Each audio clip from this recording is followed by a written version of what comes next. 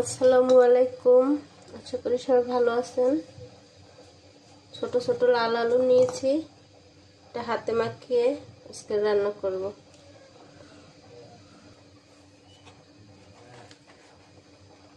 পেঁয়াজ কুচি দিয়ে দিলাম আর দিয়ে দিলাম কাঁচামরিচ, একটু আদা বাটা দিয়ে দিলাম, রসুন বাটা, দুটো তেজপাতা দিয়ে দিলাম, মরিচের গুঁড়া দিয়ে দিলাম, ধনিয়ার গুঁড়া, হলুদ, তেল দিয়ে দিলাম,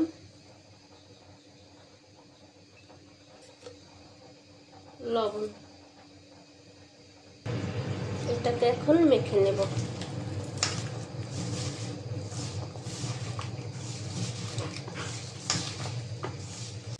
এরকম হাতে মাখিয়ে আলু ভাজি করলে আপনার ভাই পছন্দ করে। আজকে ওনার জন্যই আলু ভাজিটা রান্না করি। মাখানো হয়েছে, এখন পানি দিয়ে দেব।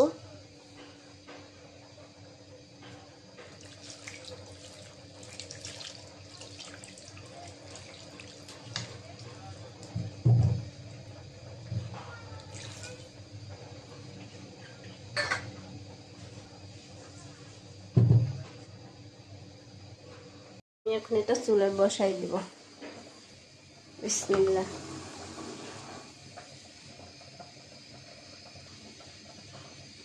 ঢাকনা দিয়ে রাখলাম, তাড়াতাড়ি সিদ্ধ হবে। এই টমেটো দম ভর্তা বানাবো, এটা আমি চুলায় পোড়া দেব। ধুয়ে নেব।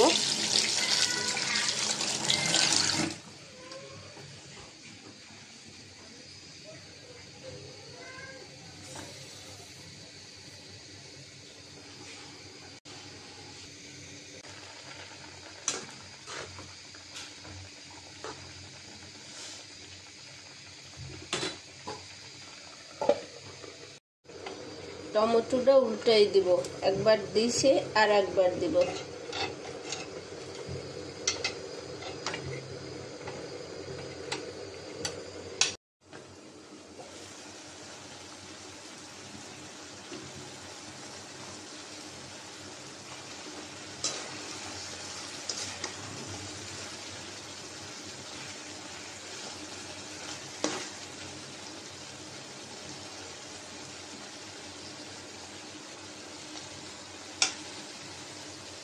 এদিকে যে টমেটো পোড়াটা হয়ে গেছে, এটা নামাবো।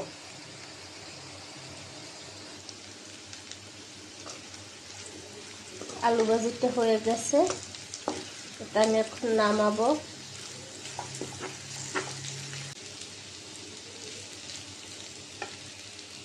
আর টমেটোটা এই যে নামাই নিয়েছি, এই যে এটা সিদ্ধ হয়েছে। আমি এই ছোলাগুলো ছাড়িয়ে নেব। এভাবে ছোলাগুলো তুলে নেব। এখানে কাঁচামরিচ আর পেঁয়াজ নিয়েছি টমেটোটা ভর্তা করার জন্য। লবণ,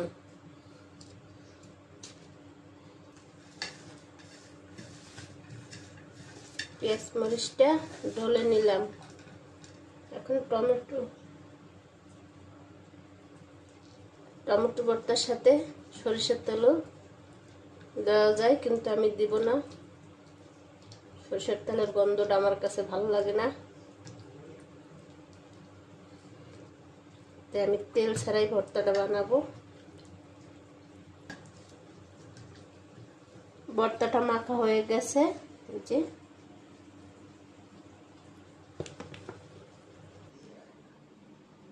আজকে রান্না করলাম আলু ভাজি আর টমেটো ভর্তা।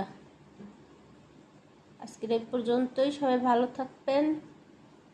আল্লাহ হাফেজ।